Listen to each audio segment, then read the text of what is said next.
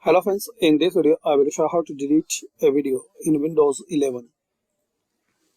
So search File Explorer,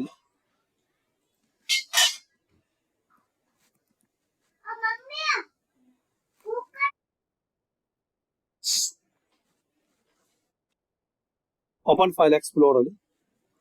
Now here navigate where you have video like desktop, downloads, documents or any another way. To delete a video, right click on that video. Then click on this bin icon. If you want to delete this video permanently, so press Shift, then click on this bin icon.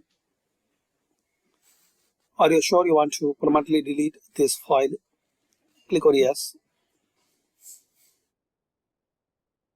So this is the way you can delete a video in Windows 11. Thanks for watching.